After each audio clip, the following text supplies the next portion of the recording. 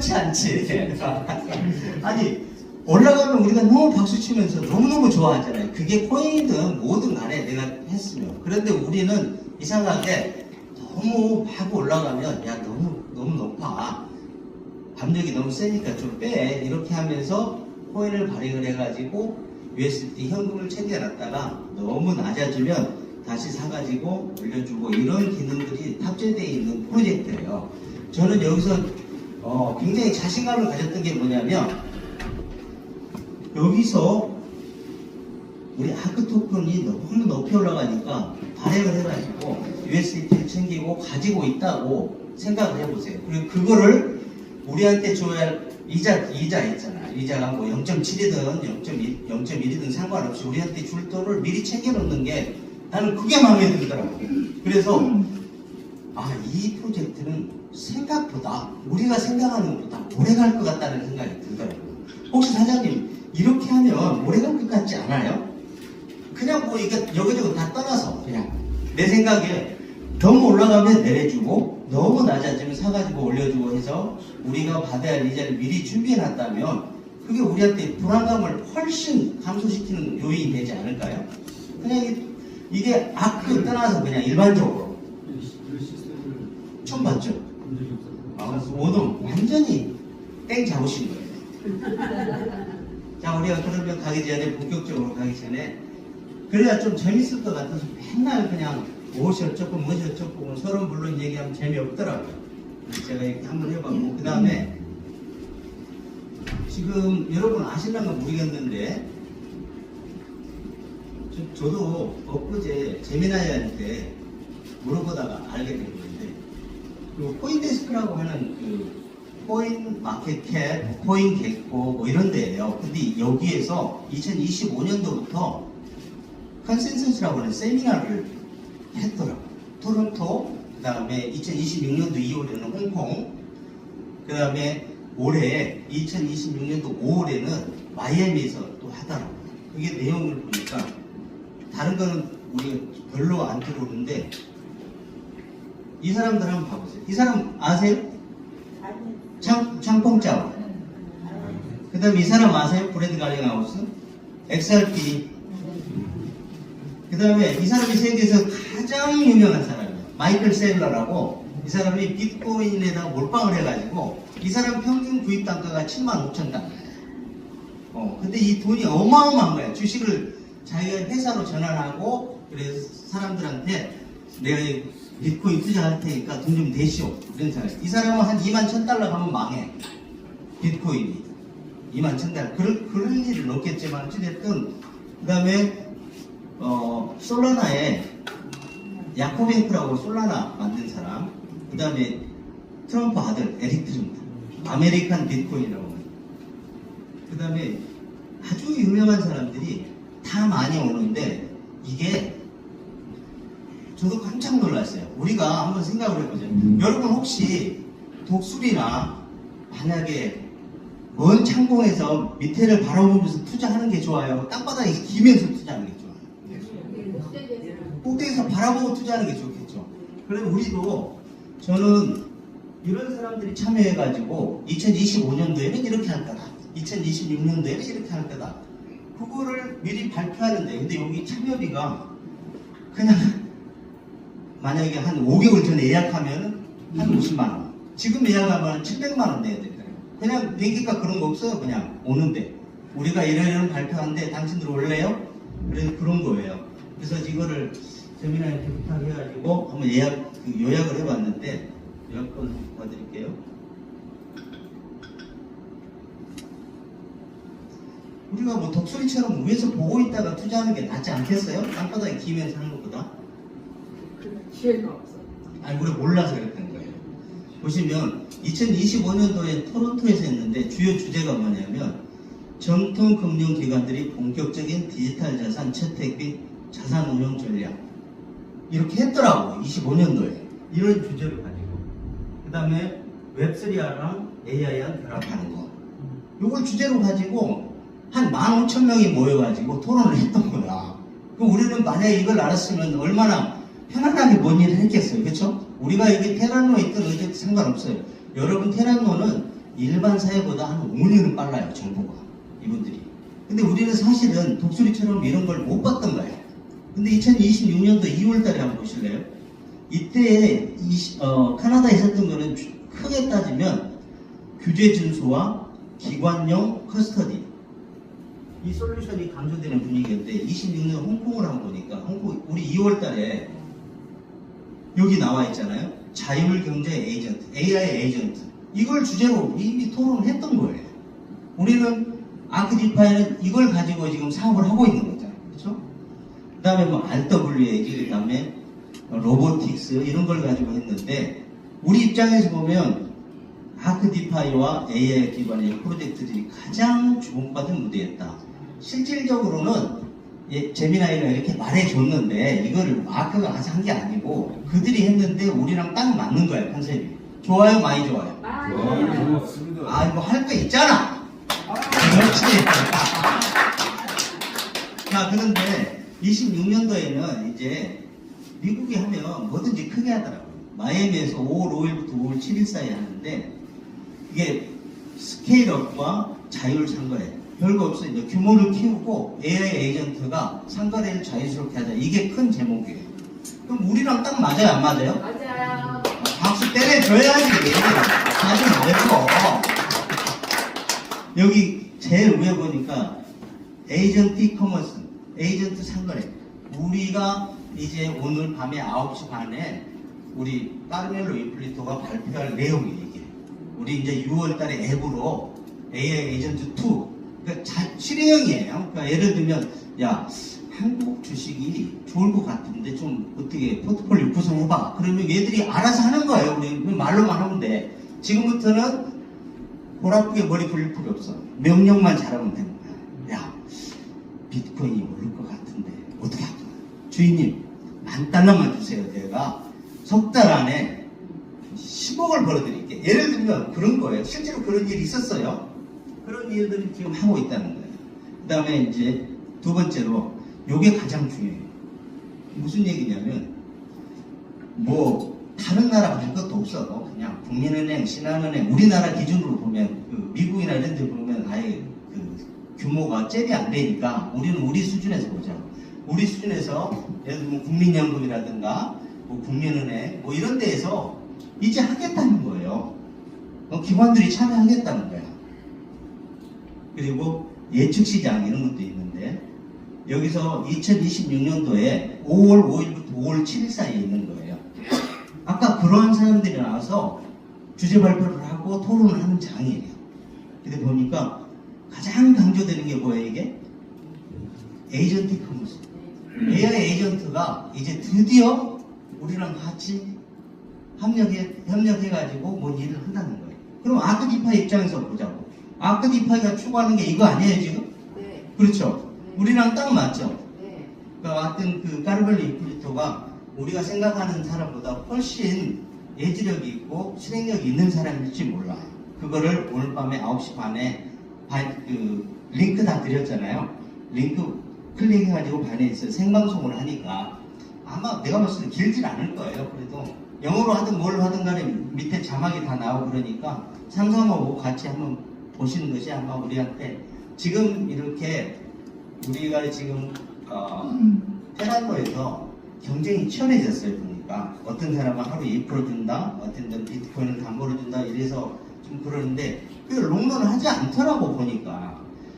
다시 한번 여쭤볼게요. 지금 가격이 떨어져 가지고 실망감이 크잖아요. 우리 다들 꼭 그런 데 있을 때가 우리 그 MDR 입장에서 보자. 우리 사장님 처음 두 분 오셨는데 AI 모듈이 지금 우리가 가지고 있는 우리가 수당으로 가지고 있는 코인들을 월말 되니까 돈이 필요하니까 한국뿐만 아니라 미국 뭐 홍콩 다 마찬가지고 돈이 필요하잖아요. 그래서 당연히 팔아 쓰는데 그걸 AI가 자기가 받아주는 게 좋겠어요? 같이 팔아주는 게 좋겠어요? 그냥 나 제하고 그냥 합리적으로 봤을 때 같이 방어를 안 해주는 게 좋지. 왜냐하면 우리 돈이 새 나가는 거잖아요. 그래서 지금 우리 AI 모델은 웬만하면 같이 우리랑 같이 합세해서 팔고 있는 거야. 언제까지? 우리가 고만 팔 때까지.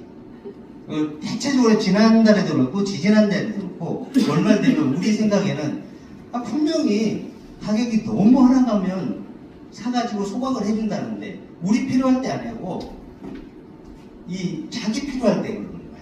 그러니까 우리는 좀 맞춰주면 되는데 우리는 잘 안 맞춰져요. 그래서 너무 걱정하면서 안 해도 되겠다. 아까도 말씀드렸지만 지금 사가지고 있는 우리 코인을 가지고 소각을 한다든가 또 너무 높으면 발행을 해가지고 가지고 있다가 우리 그 리베이스풀이라고 우리 이자를 주는 지갑에다 몽땅 가지고 있더라고요. 사실 여러분 그 관측 계정에 다 확인할 수 있어요. 꼭 좀 확인 좀 해주세요. 이거는 그냥 저희가 기분 좋으라고 제가 한 이틀 동안 이거 재민아한테 질의응답해서 가져온 거예요. 그래 크게 뭐 이렇게 적거나 그럴 필요 없고 26년도에 코인데스크에서 개최하는 세미나가 있는데 IMS하고 한 15,000명 참가하고 참가비만 해도 한 800만 원 정도 되더라고요. 요즘에 7, 800. 그런데 거기서 주요 의제로 다룰 게 AI 에이전트에 관해서더라. 다른 것도 많이 있지만 우리 입장에서는 너무너무 좋아서 뽑아봤어요. 박수 한번 때리고 이쪽에는 소주도 한잔 갖다 주던데 대접, 강사에 대한 대접이 소홀해야지 그냥. 셀프해야지.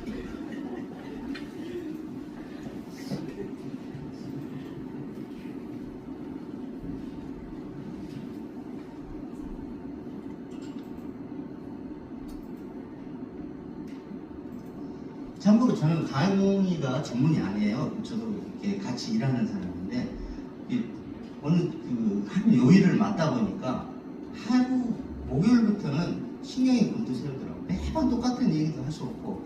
근데 여러분은 매번 똑같은 얘기를 해도 뭐 새로울지 몰라도 준비하는 사람은 그게 아니야. 이건 뭔가 좀 새로운 거 없을까? 근데 사실 그걸 원하지 않잖아.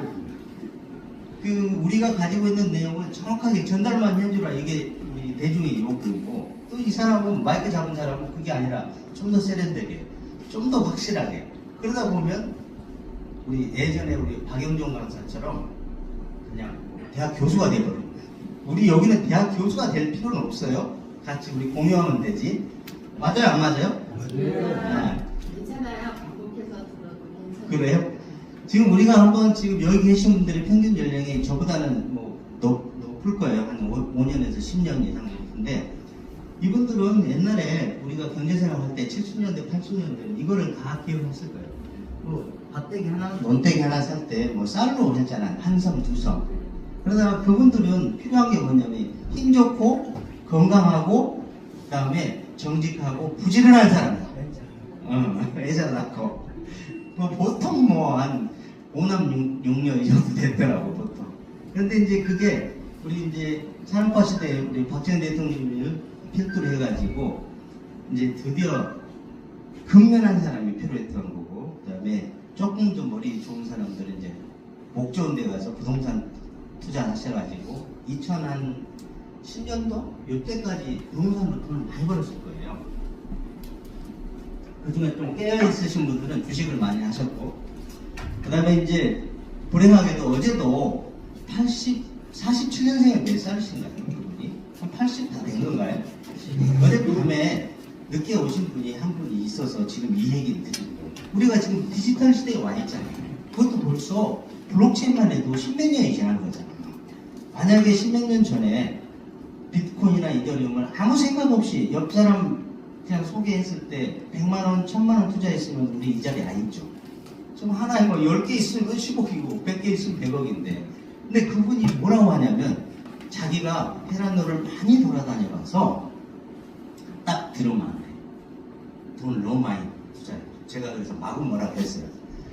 어르신은 어떤 사람이냐면 여기 있는 사람이에요.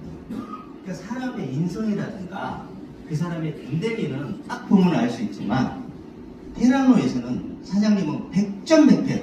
왜냐하면 판단의 근거가 이거잖아요. 여기 있는 거잖아요. 여기서 해야 되는데, 여기서. 그럼 여기서 하려면 이제 50년생, 그 다음에 40년생 여기에 계신 분들은 미안하지만 누구한테 물어보면 돼요? 한 60년대생하고 70년생한테 물어보면 되는 거예요. 근데 내가 지금까지 테라노 돌아서 투자해보고 이런 봤는데, 야, 나 딱 보면 알아. 딱 보면 알았는데 20번씩 30번씩 저랑 똑같잖아요. 이게 뭐야? 새로운 문명에 대해서 생각을 안 해보고 과거의 기준을 했기 때문에 오늘 신규 오신 분들도 한번 생각해 볼 필요가 있어요. 그래서 지금은 이 시대에 와 있는 거예요. 웹3가 뭔지는 모르지만 한번 풀어볼게요.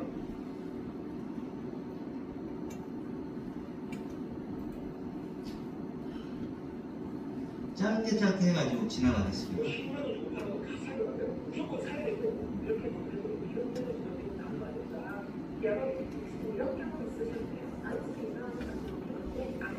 택시를 부르려고 때 카카오 택시도 안 되고요. 결제를 하려고 페이를 열었는데 이것도 멈췄습니다. 이건 실제로 있었던 일이죠. 2022년 10월 학교 데이터 센터 과제로 카카오 서비스가 127시간 거의 일주일 동안 멈췄어요. 그날 우리 모두 느꼈죠. 아, 우리 너무 한 곳에 의존하고 있었구나. 이게 바로 중앙화의 위험입니다. 오늘은 이 문제를 바꾸겠다고 나선 새로운 문화 웹3이 도대체 뭐가 다른지 쉽고 명확하게 설명드리겠습니다. 집중해주세요. 먼저 인터넷이 어떻게 변화했는지부터 볼까요? 웹 1.0 읽기만 하면 가능한 인터넷 그냥 신문이 온라인으로 옮겨진 정도였죠. 네이버, 다음, 야후가 글을 올리면 우리는 보기만 했어요. 웹 2.0 이제 읽고 쓸 수 있는 시간이 됐습니다. 유튜브, 인스타그램, 블로그 누구나 콘텐츠를 만들고 댓글을 달고 공유를 하죠. 문제는 그걸 내가 만든 것 같지만 진짜 주인은 플랫폼이라는 거예요. 콘텐츠 주인은 바로 나갔죠? 아니요. 여러분이 만든 블로그 글, 인스타 사진, 유튜브 영상 그걸 만든 것 같지만 삭제를 원하는 플랫폼에 있습니다. 유튜브가 정책 위반이라고 하면 예측은 한순간에 사라져요. 2022년 카카오 화재, 2024년 5월에 한 달에 3번이나 장애가 있었고 돈, 결제, 택시 모두 멈췄죠. 지갑하면 그 개인 참여 로드맵을 발표했습니다. 비영리 가치부터 웹3 시대에 제도권 안에서 준비하기 시작했다는 신문. 웹3가 바꾸는 세상은 딱 4가지로 정리됩니다. 첫 번째, 내가 주인인 거죠. 내 지갑, 내 자산, 내 콘텐츠, 플랫폼에 내 걸 삭제할 수 없어요. 두 번째, 개인정보 유출이 없죠. 로그인도 없고 저장된 정보도 없어요. 세 번째, 검열이 불가능합니다. 유튜브가 영상 삭제, 네이버와 글 차단, 웹3에서 불가능해요. 네 번째로, 모든 게 다 투명합니다. 모든 거래가 블록체인에 기록되어 있고 FTX처럼 몰래 두는 백리스트조차 없죠. 자, 이 시대가 왔는데 사실은 우리는 그 인스타그램이라든가 블로그라든가 유튜브를 우리가 볼 수는 있어도 그걸 가지고 돈 벌고 있는 사람이 그렇게 많지 않잖아. 그러니까 우리가 지금 굉장히 힘들어요. 웹2도 다 우리가 마스터를 못하고 있는데 어느새 웹3 와 있대. 그러니까 내 거가 내 거고 모든 게 다 할 수 있다고 그러는데 지금 50년대생, 뭐 40년대생, 60년대생 저까지만 해도 그거를 완벽하게 다 이해를 못해요. 활용도 잘 못하고. 근데 한 단계 더 뛰어넘은 거 같아. 거기 와가지고 지금 돈벌이 하나 오르는 거잖아요, 지금. 그래서 조금 천천히 우리가 갈 필요가 있다. 근데 이해를 하고 와 있다. 왜? 이걸 가지고 이미 네이버나 뭐 카카오나 아니면 구글이나 이런 사람들은 우리 따라가기도 전에 지금 돈 벌려고 다 준비하고 있잖아요. 그래도 우리가 다행인 게 한국에서 유행하는 정보를 최첨단을 갖고 있는 테라노에 와 있기 때문에 우리가 이걸 할 수 있는 거예요. 한번 생각해봐요. 아니 비트코인 하나 할 때 누가 했어요? 근데 그 테라노 사람들이 다 했잖아요. 그 시간이 지나서 7, 8년 지나니까 우후죽순 가서 2017년도 뭐 한번 박상기난을 한번 겪으면서 쭉 떨어졌다가 다시 왔잖아요. 요런 시대니까 그냥 마음을 열고 한번 보시면 돼요. 저희 거는 그런 거니까.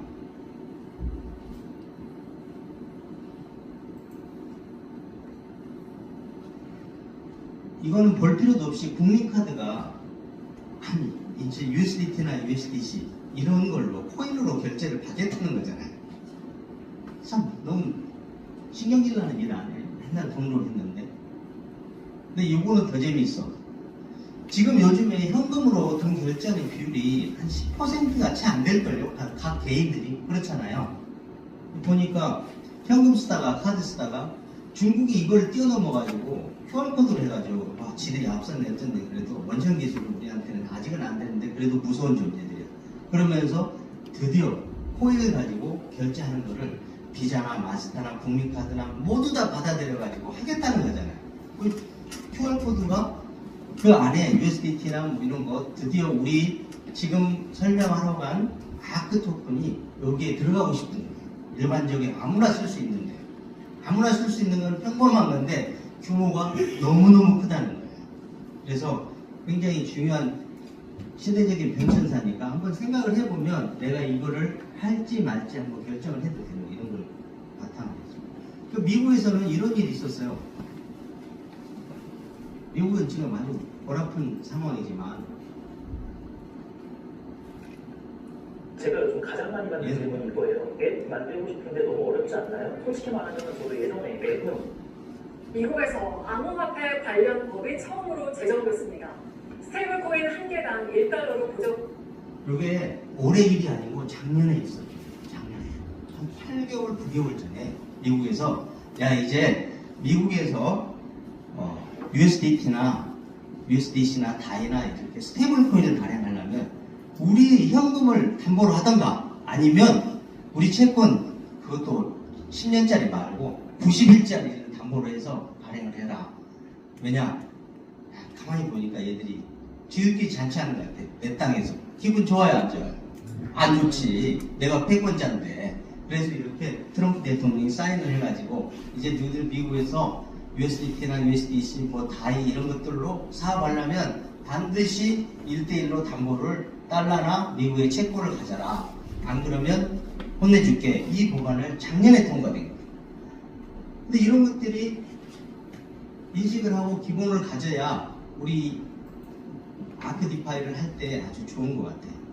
삼성은 벌써 삼성도 한국에서 너무 법이 늦게 통과되니까 벌써 미국 가가지고 준비 다 해놓은 거예요. 이것도 작년에 됐더라고요.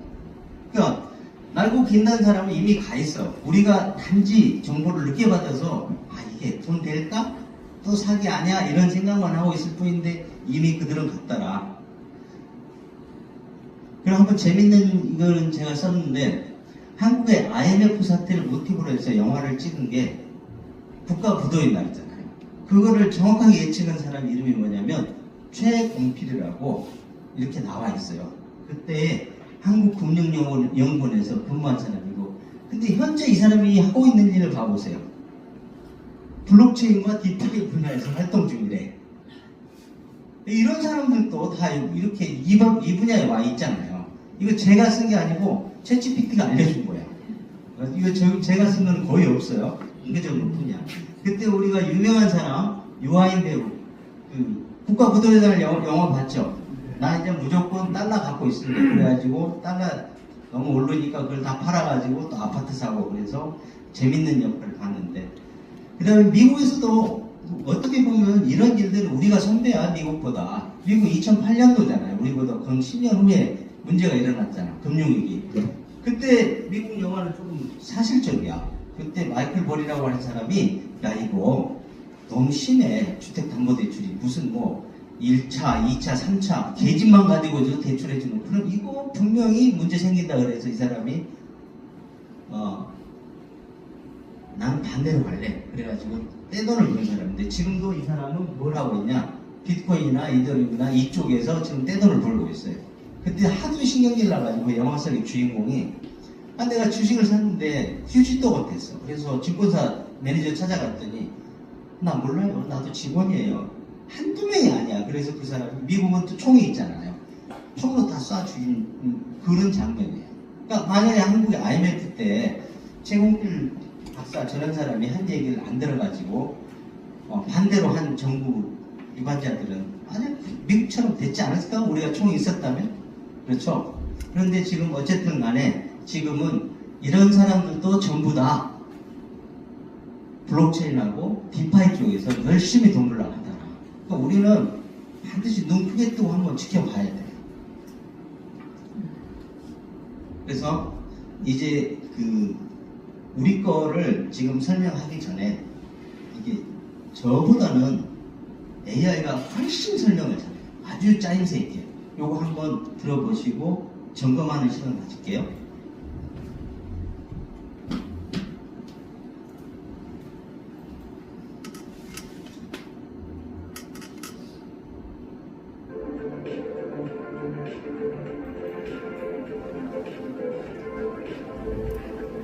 안녕하세요.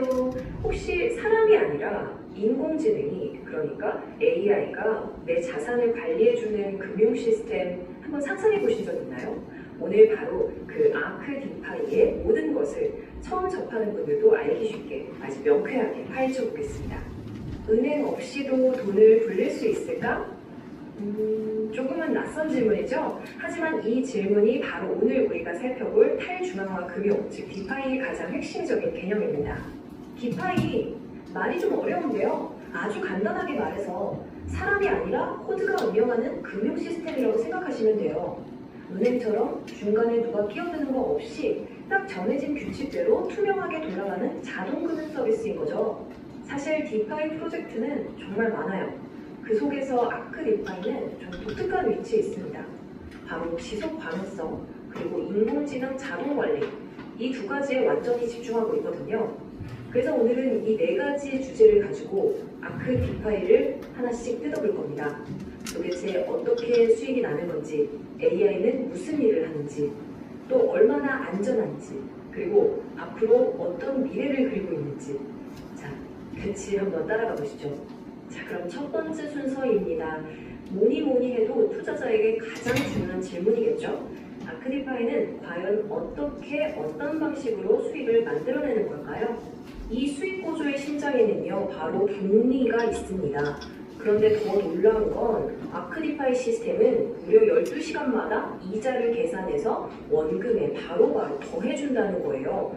굉장히 빠른 복리 사이클이죠. 이 복리 효과야말로 장기적인 자산 성장을 만들어내는 핵심 열쇠입니다. 마치 눈덩이를 계속 굴리는 것처럼요. 오늘 받은 이자가 내일은 더 큰 이자를 만들어내는 아주 강력한 선순환 구조를 만드는 겁니다. 아크디파이에서 수익을 내는 방법은 크게 두 가지가 있어요. 바로 스테이킹과 본딩입니다. 이 둘의 차이는 아주 명확해요. 여기 표를 보시면 스테이킹은 은행 예금처럼 코인을 맡겨두고 꾸준히 복리 이자를 받는 안정적인 방식이고요. 반면에 본딩은 토큰을 시장 가격보다 5에서 25%까지 싸게 미리 사두는 거예요. 일종의 채권 투자랑 비슷하죠. 꾸준한 복리를 원한다면 스테이킹, 조금이라도 더 싼 가격에 진입하고 싶다면 본딩이 여러분의 투자 스타일에 더 잘 맞을 수 있습니다. 자, 그러면 이 복잡한 수익 구조를 과연 누가 운영하고 관리할까요?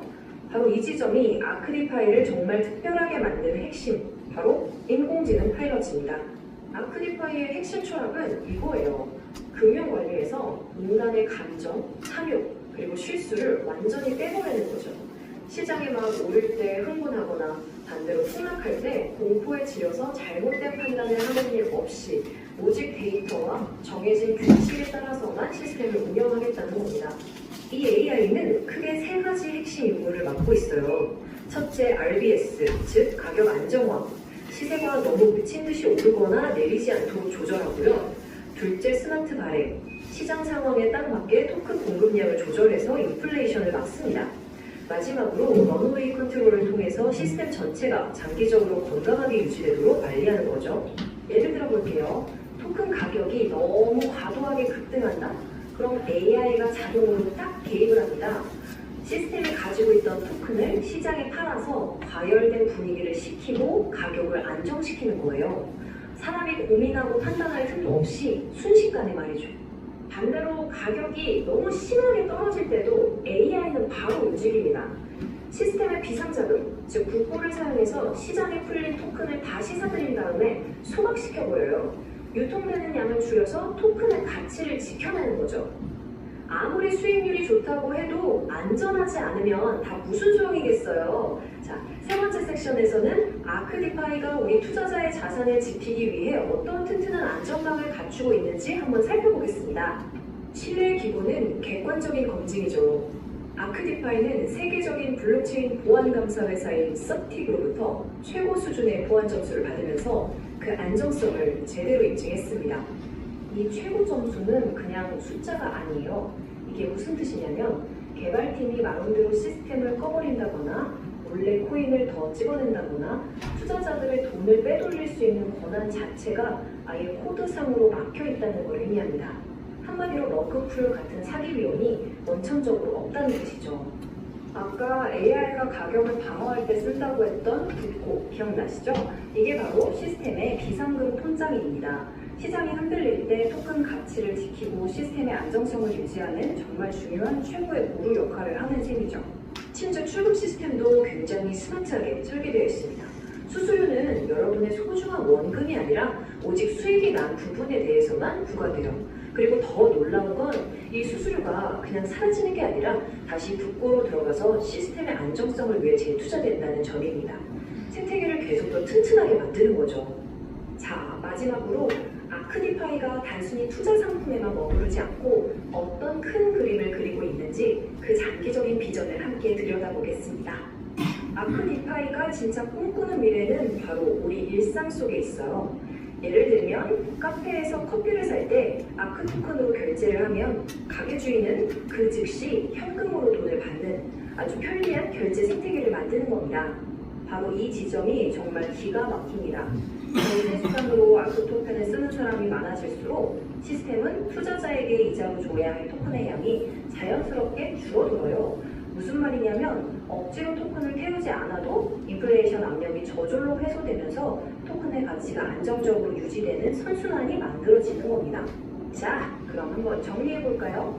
아크디파이는 AI가 안정적으로 관리하고 강력한 복리 효과로 성장하며 최고 수준의 보안으로 우리 자산을 지켜줍니다. 그리고 최종적으로는 우리 실생활에서 쓰이는 결제 수단이라는 아주 명확한 비전을 향해 나아가고 있습니다. 마지막으로 이런 질문을 한번 던져보고 싶네요.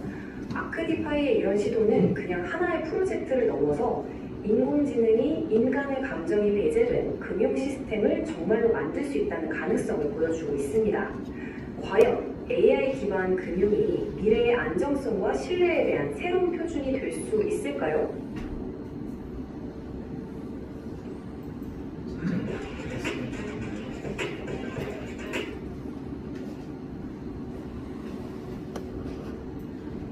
이게 들어보면 다 좋은 얘기만 하잖아요. 그러면 우리가 아크디파이가 좋다 나쁘다는 우리 얘기고 이거를 공공 데이터에서 한번 확인해 볼 필요가 있는 거예요. 그러니까 아크뿐만 아니라 모든 코인을 여러분이 투자한다면 최소한 기본은 알고 가자. 그 기본이 우리를 위해서 있는 게 아니고 여러분한테 그냥 그전에는 뭐 가치 판단의 기준을 뭘로 할지 몰라가지고 친구나 지인이나 뭐 누나나 오빠한테 이렇게 들었는데 한번 확인 한번 해보는 그런 과정을 거쳐볼게요. 거기에는 제일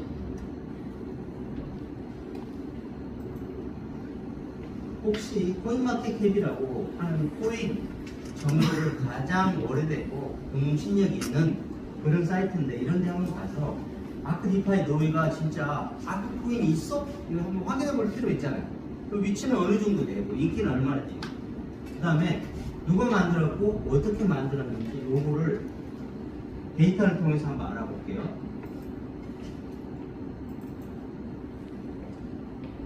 자, 오늘 처음 오신 분들도 이거는 적어놨다가 써먹으면 좋아요. 플레이스토어에 가면 코인마켓캡이라고 다 나와 있습니다. 그래서 일단 가치 기준으로 한번 보면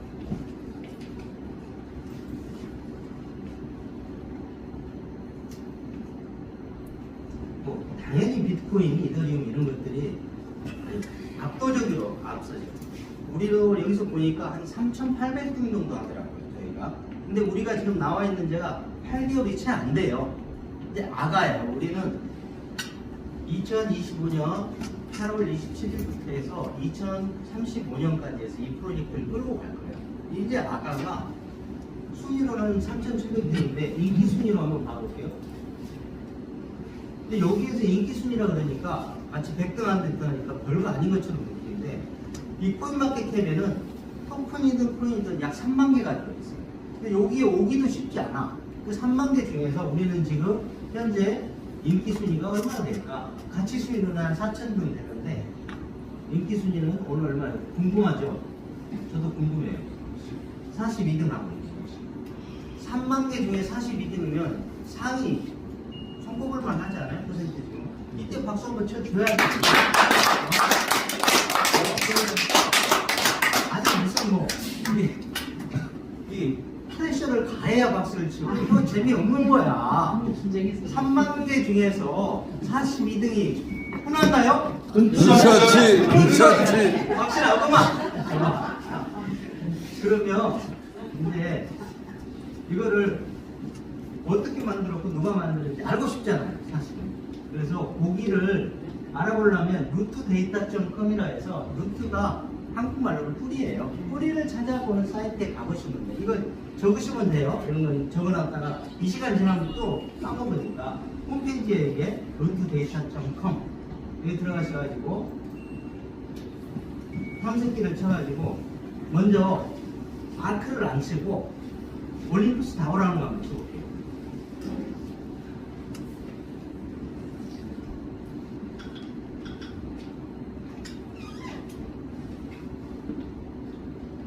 이게 내꺼놓고 한때 되면 이거 1번 이거예요. 맵다가 다시. 예.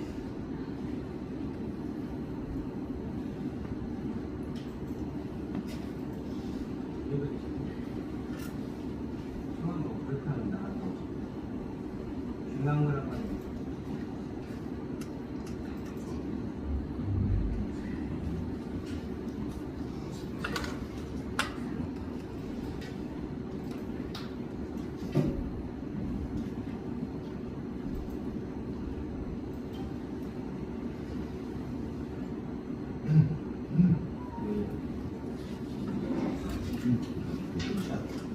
이 흔치 않는 일인데.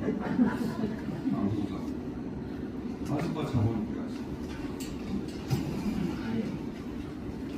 물 건너왔어, 그래? 물건 나서 그래? 아, 됐다.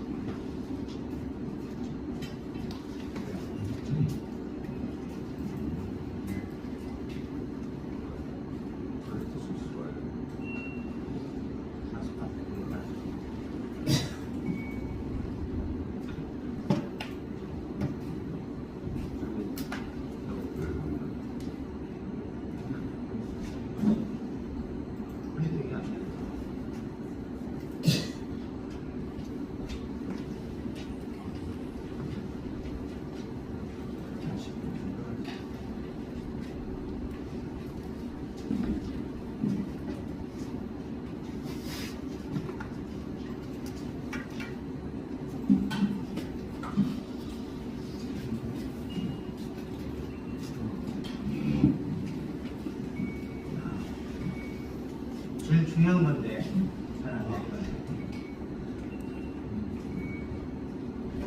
보이는 게 싫은가 봐.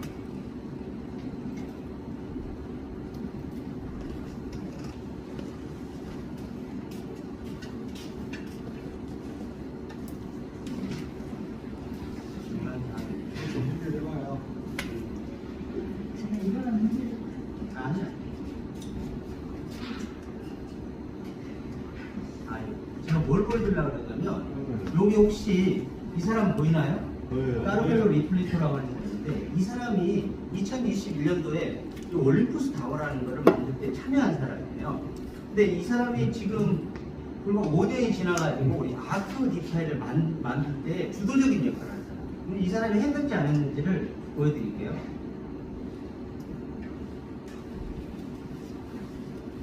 여기 보시면 까르멜로 이플리토가 아크 디파이의 주요 설계자로 나오는데 자기 혼자 한 건 없어요. 이게 요즘에는 기술자들은 합종 연행을 해서 좋은 걸 같이 만들고 또 흩어졌다가 만들고 그래요. 그런데 이 올림푸스 타워 만들면서 자기는 무슨 생각을 했냐면 코인이 내가 관리 생각한 대로 이렇게 높낮이가 관리가 될 줄 알았어요. 근데 안 된 거예요. 얼마나 열받았겠어요. 한번 평균적으로 한 10달러로 그냥 유지됐으면 좋겠다 이런 생각을 했는데 시작하자마자 7개월 만에 뭐 1,400달러를 가지않나 그걸 계속 갔으면 좋았을 텐데 또 조금 있으니까 뭐 7달러를 내보질 않나 조금 있으니까 3,200달러를 가지않나 그러니까 이 사람은 이거는 뭐 비트코인이나 뭐 이더리움이나 리플하고 뭔 차이예요. 이거 주식하고 똑같잖아. 왔다리 갔다 하는데. 그런데 자기 목적은 뭐였냐면 그게 아니고 우리가 뭐 10달러면 10달러, 100달러면 100달러 여기서 뭐 살짝살짝 움직이면서 관리되는 코인이오고 싶었던 거예요. 그래서 자기가 실패를 했는데 그렇다고 해서 이게 없어졌다든가 그런 게 아니에요. 이거 지금 상장돼 있어요. 한국 거래소에도. 포비스에 가시면 20달러 언저리에 있더라고요. 그래서 이게 5년 동안도 유지되고 있고 그 다음에 이제 2025년도에 이 사람이 결단을 한 거예요. 2번, 3번에 걸쳐서 업그레이드를 해서 드디어 이거 사람이 하면 안 되겠구나. 그래서 인공지능을 가미하면서 인공지능도 전체적으로 하면 안 되겠다. 이게 분리를 해가지고 모듈형으로 해야 되겠다. 모듈형의 특징이 뭐냐면 하나가 잘못되면 그걸 갈아 끼우면 되는 거예요. 그래서 그렇게 해서 만들어낸 게 우리 아크디파예요. 지금 여기 와신 분 중에서 혹시라도 야 그럼 올림푸스 타워랑 뭔 상관이야 이렇게 말할까봐 이걸 보여드린 거예요.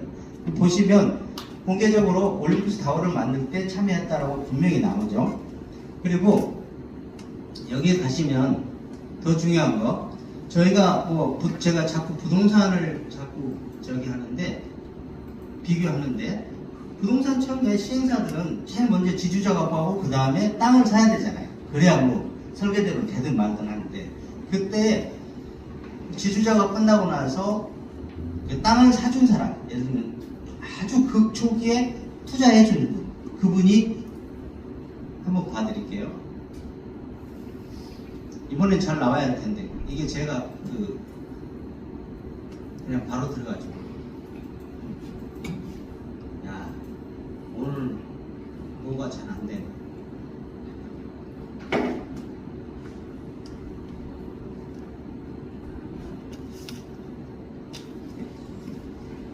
이게 모건 페스트라고 이분들이 카르멜로 이플리토가 가장 설득을 했을 거 아니에요. 제가 이번에 모듈형으로 만들었으니까 투자해 주시면 잘하겠습니다. 그래서 투자를 해줬는데 이 사람들이 그러면 우리만 투자했냐? 전혀 아닙니다. 이 사람들이 투자한 포트폴리오를 보면 아주 유명한데 여기는 제가 오늘 챗GPT한테 물어보니까 리더 파이낸스라고 여기가 디파이계에서는 이더리움 디파이의 30%를 이들이 하고 있더라고요. 근데 여기 수익료가 연간 API가 얼마냐면 4에서 5%밖에 안 돼요. 그러니까 여기는 안정적으로 하는 데야. 한국으로 이쪽 우리 과거에 기존 금융권으로 보면 완전 은행권 같은 데죠 이게. 여기 투자했죠. 그 다음에 프렉스, 베라체인, 그 다음에 비텐소, 그 다음에 제일 마지막으로 아크디파이에 투자해주는 거예요. 얼마를 했냐? 3천만 달러. 지금 현재 환율 기준으로 보면 455에서 500억 정도 되는 거예요. 이 돈을 가지고 전 세계를 돌아다니면서 홍보 밑작업을 했던 거예요. 그래서 8월 26일 날 마치고 8월 27일 날 전 세계에 동시에 오픈했던 겁니다. 그러니까 김성배가 했더라. 아니면 무슨 누가 했더라. 그게 아니라 이 말이죠.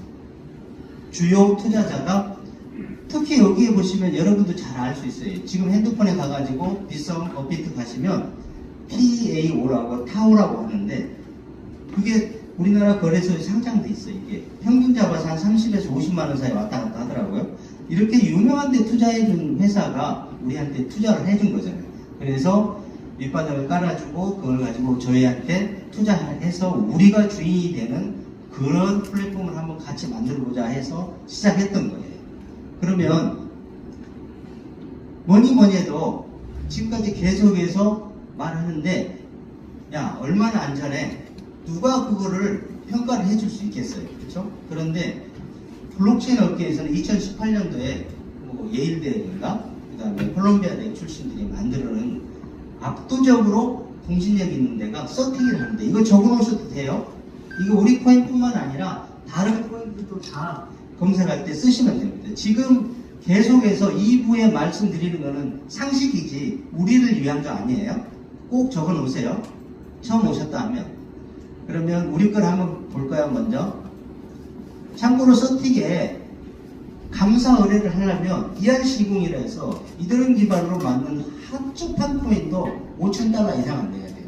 그런데 우리처럼 대규모 플랫폼 회사들은 최소 10만 달러에서 30만 달러를 줘야 이게 감사에 응해줘요. 그러면 우리 걸 한번 볼까요? 우리는 지금 그들이 말하는 서틱 스카이넷 점수가 100점 만점에 86점. 이거 왔다리 갔다리 하는데 오늘은 조금 떨어졌네요. 86.92. 그래도 AA니까 괜찮죠? 이거 박수 한번 쳐줘야지. 이거. 토큰 스캔. 토큰 자체는 얼마나 안전한가 봤더니 100점 만점에 92.52. 이건 자동이지. 아우, 자동.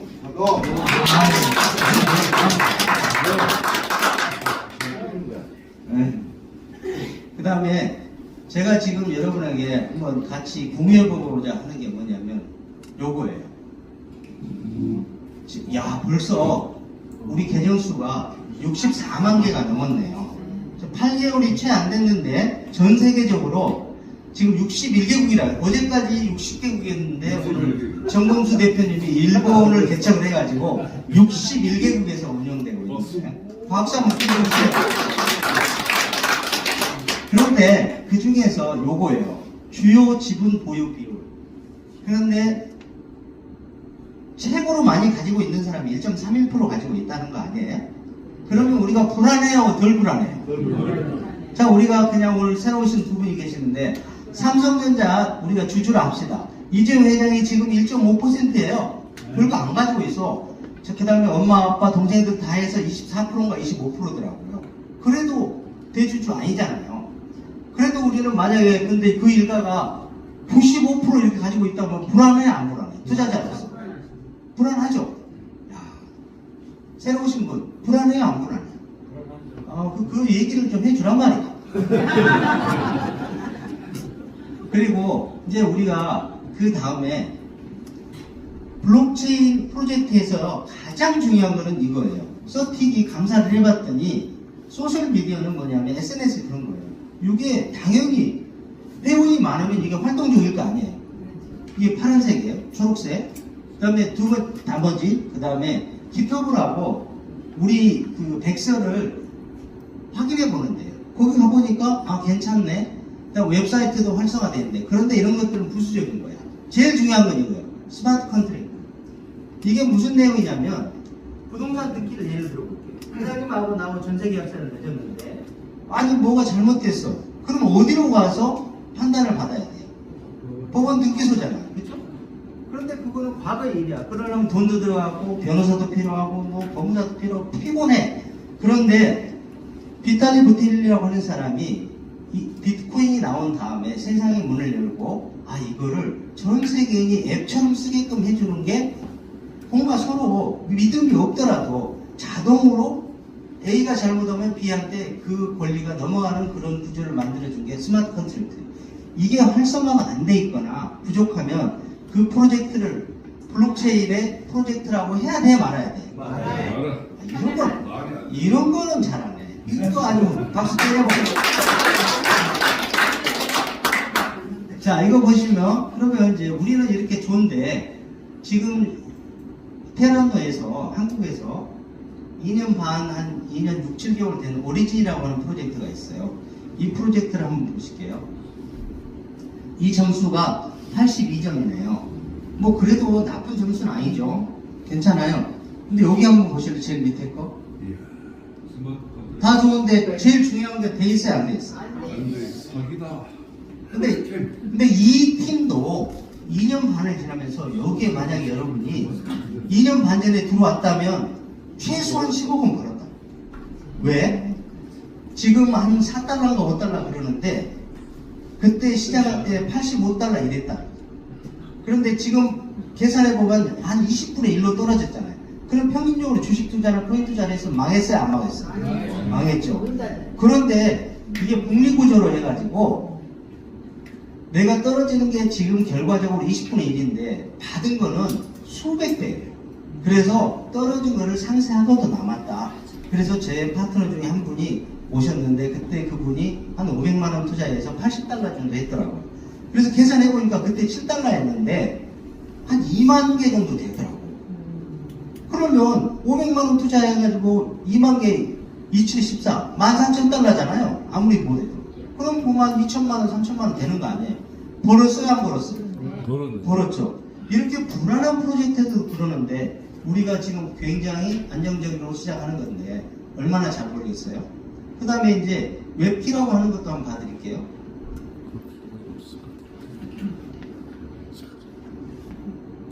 자, 웹키는 점수 자체가 없어요. 근데 여기 한번 봐보세요. 이게 지금 아크지파이에서 평가한 건가요? 서팅에서 평가한 건가요?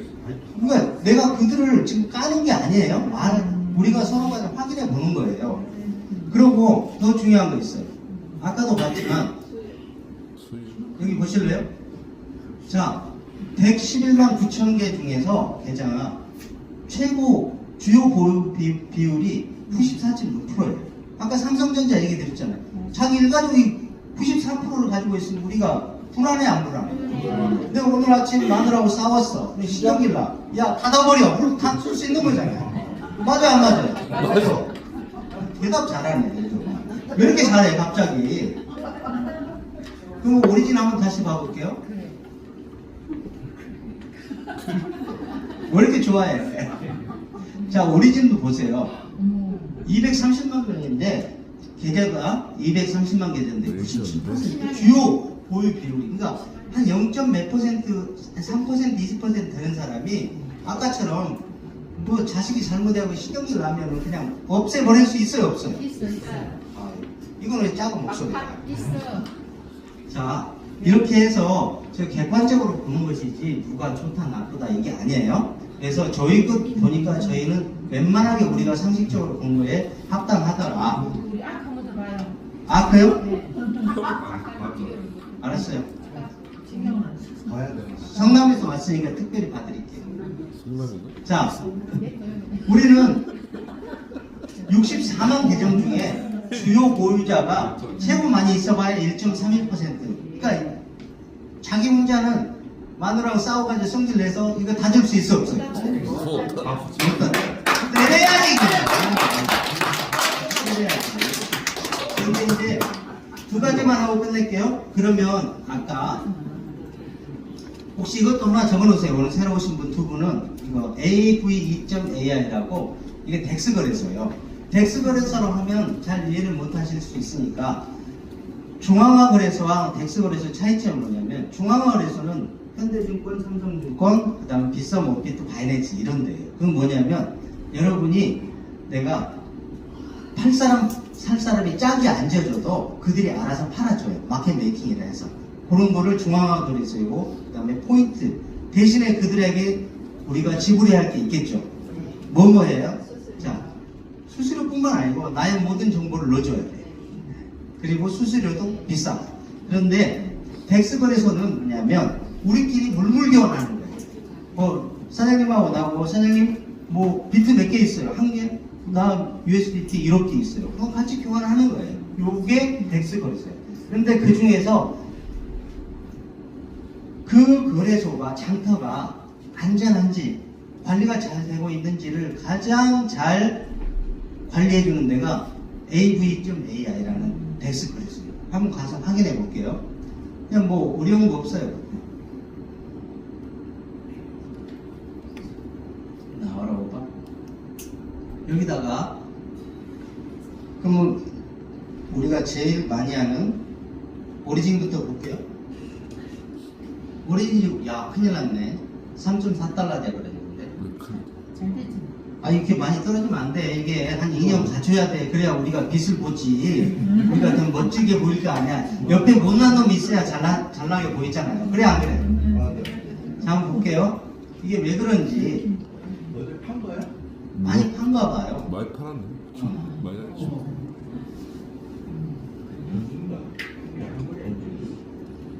왜 그러냐면 이게 LP풀이라는 거는 다른 게 아니에요. 물물 교환하는 장소예요. 거기에 유동성이 풍부하냐 안 풍부하냐 거기에 시장에 돈이 많이 있느냐 없느냐예요. 즉 LGNS라는 코인이 여기 많이 있고 USDT라는 현금이 많이 있느냐 없느냐예요. 근데 여기는 굉장히 많아요. 시가총액이 큰일 났어. 이거 보면 이게 있잖아요. 불과 15일 전에는 10억 달러였어요. 시가총액 여기 보이죠? 마켓캡이라고 5억 5천 6백만 달러밖에 없어요. 불과 한 달도 안 됐는데 이렇게 많이 빠져나가고 있어요. 그 다음에 내가 안 판 거야. 사장님 판거 같대. 말이 안 돼. 자, 그런데 이거를 왜 보여주려고 그러냐면, 이 시장이 물물 교환 장소가 교환하고 돈, 내가 USDT 주고 또는 수박 주고 현금 받고 이런 데가 좋죠. 근데 이 시장을 어떤 사람이 뒤에서 개발자라 해서 내가 주요 투자자라 해서 쥐었다 폈다 하면 좋아요, 안 좋아요? 안 좋죠. 근데 그게 안 좋은지 좋은지는 어떻게 확인할 수 있어요? 모르잖아요, 그렇죠? 근데 표현을 우리가 여기에 LP라고 해서 여기가 열쇠 모양이 있어요. 근데 이게 핸드폰에 자물쇠가 딱 잠겨져 있어요. 근데 우리가 표현할 때 잠겨있다 그러니까 야, 뭐 잠겨있는데 너희들은 어떻게 이렇게 무식한 질문을 하는데 그게 아니고 이 시장 자체가 아무도 컨트롤할 수 없다라는 것을 자물쇠를 표시해 주는 거예요. 근데 핸드폰에 가면 퍼센테이지가 나와 있어요. 이게 100%니 99%니 기간이니 이렇게 나와 있어요. 그래서 지금 이게 문제가 뭐냐면 얼마 전에 이 지점일 걸 아마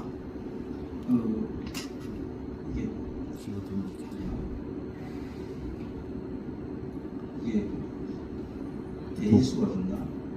한 3월 28일인가 한날 새벽 1시부터 3시 사이에 1억 5천만 달러를 팔았어요. 파는 건 중요하지 않아. 내가 팔 수 있는데. 근데 그 다음날 다시 또 많이 올려버린 거예요. 이게 무엇에 증명을 하냐면 어떤 사람들이 어마어마한 물량을 가지고 있다는 거예요. 내 마음대로 할 수 있다는 거야. 마누라하고 싸워가지고 열받으니까 팔아버리고 다시 화해했어. 그 다음날 다시 사. 그 많은 돈을 할 수 있어요, 없어? 우리 같은 깨미들이 못하죠. 그러게. 근데 이게 돼버려요. 여기서는 이렇게 잠금장치가 없어요. 그러면 우리 걸 한번 봐볼까 이제? 잠금장치 안 봤어요? 네? 안 봤다고 지금. 안 봤어요? 우리 거 보여드릴게요.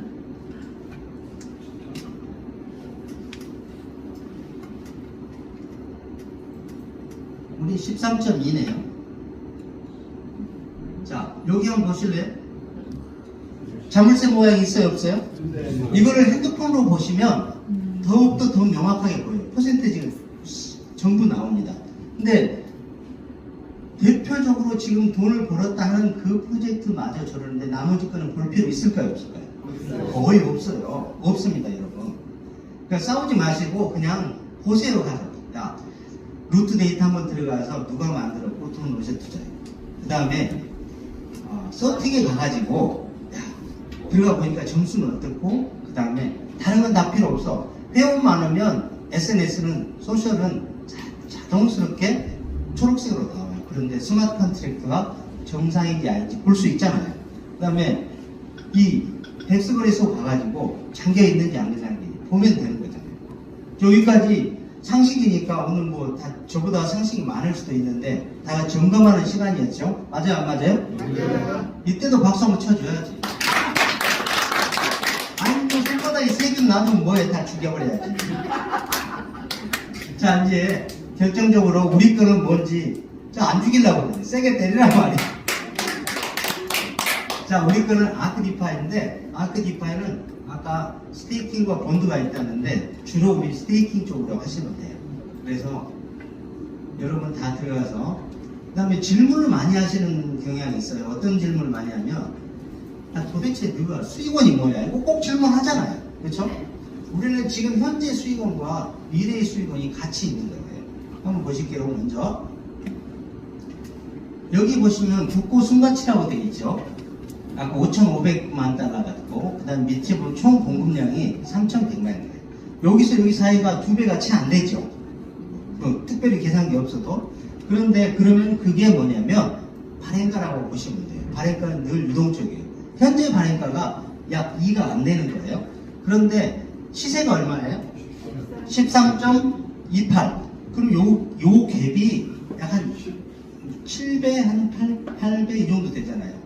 그럼 우리가 지금 주식으로 보면 액면가가 2달러가 채 안 되는 거를 나는 13.28에 들어오고 있는 거예요. 그러면 그 나머지가 돈이 어디 가겠어요? 그게 우리 리베이스 풀이나 스테이킹 풀이나 이런데 그다음에 국고에 들어있는 거예요. 우리 미래의 돈을 준비를 해놔야 될 거 아니에요. 여기서 1차로 준비를 해놓고 그 다음에 우리가 이제 거래를 하기 시작하죠. 스테이킹 할 때 수수료 내야 되죠. 그 다음에 내가 만약에 오늘 100개를 받았어. 다 보니까.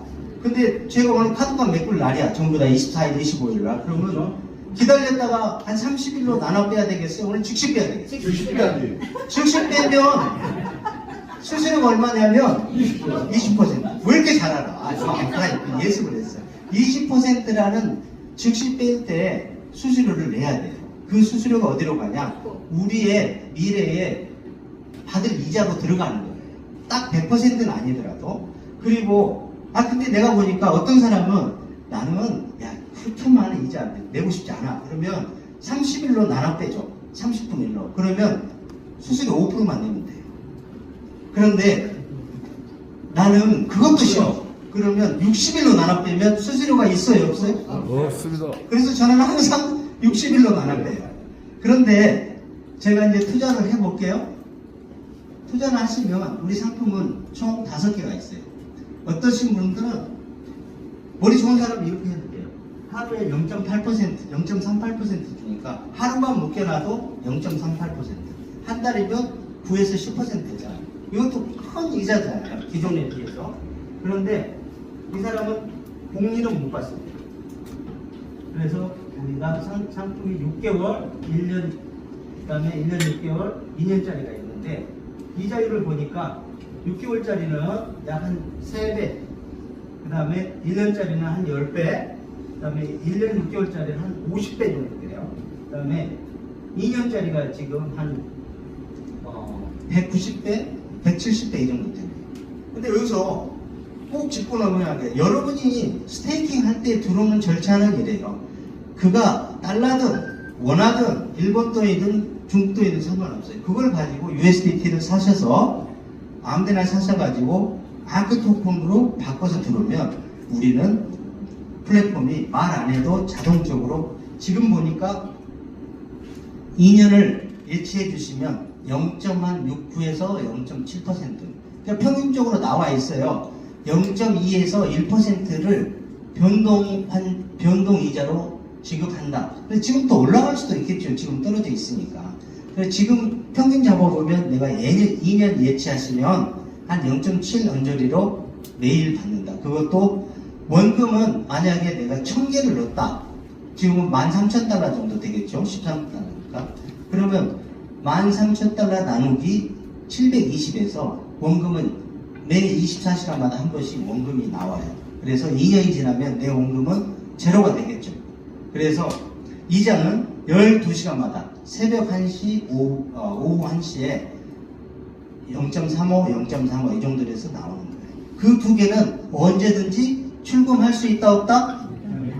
이게 작고 출금할 수 있다 없다? 있다. 근데 수수료는 아니 급한 놈은 수수료 내야 돼. 급한 놈은 20% 맞잖아요. 안 급한 사람은 뭐 5%든 내도 되고 15% 0% 내도 됩니다. 저분이 맞아 안 맞아 진짜 직급자. 그래서 그런데 우리가 한번 계산기도 여기 들어있어요. 계산기 한번 해볼게요. 이걸로 마지막으로 할게요. 만약에 내가 아크토큰을 1000개를 오늘 예치하시면 2년짜리로 한번 예치해 볼게요. 그러면 끊어졌어. 2년 후에는 내가 아무 짓도 안 하고 아무도 소개 안 해도 18만 7천 개가 들어와 있네요. 진짜. 근데 그게 이 가치가 13.28이면 그때 가면 240만 달러 정도 되네요. 이게 한 30억 정도 되는 돈이에요. 바뀌지 않는다는 가치가. 그런데 우리가 어떻게 믿어? 그거 내려갈 수 있는 거 아니에요? 그럼 내려보자고. 얼마까지 내리면 제일 좋겠어요? $10. 5달러만 하자고. 자, 5달러 내렸더니 다시 한번 볼게요. 내 아크토콘 가치 개수가 변해요, 안 변해요? 안 변하잖아요. 써졌잖아, 그렇죠? 세게 얘기해주지. 안 변하죠? 네. 그런데 단가가 내려가면 그때의 가치로 해보니까 약 100만 달러밖에 안 되는 거잖아요. 아까 240만 달러였는데. 근데 우리가 왜 자꾸 부정적이어야 돼? 긍정적일 수도 있잖아요. 그럼 오르면 한 따블은 올려보자고. 올라갈 것 같아. 2년 후에 따블은. 한번 오르겠어요? 성남 사장님 확실해? 자, 그러면 30달러는 될 것 같아요? 미니멈으로? 박수 한번 때려보세요. 그래도 내 아크 토큰 개수가 변한다, 안 변한다? 안 변한다. 그런데 560만 달러, 약 한 80억 정도 되는 돈이 생길 수가 있어요. 근데 이게 우리만 얘기하면 이게 뻥 같잖아요. 오리진이 2년 반 전에 시작을 해가지고 이렇게 됐어, 안 됐어요? 웹기가 그렇게 허접한 게 아니야. 오리진은 올림푸스 타워를 불안전할 때 벤치마킹한 거예요. 근데 그거를 다시 벤치마킹한 게 웹기야. 그래도 거기에 일찍 참여한 사람들이 이렇게 돈을 벌었단 말이죠. 그런데 불행하게 만약에 우리 토큰이 0.07 되면 번전이야. 번전된다고. 그러니까 최소한 번전 이상은 할 수 있다. 좋아요, 많이 좋아요? 자, 내가 직급이 가고 이런 것들은 지금 내가 너무 시간을 많이 흥분해가지고 시간을 많이 소비했으니까 요 부분은 테이블에 앉아가지고 내가 어떻게 하면 최고의 마케팅을 펼칠까 이거는 오늘 모시고 온 분들하고 다시 한번 상의해 주세요. 박수 한번 때려주세요.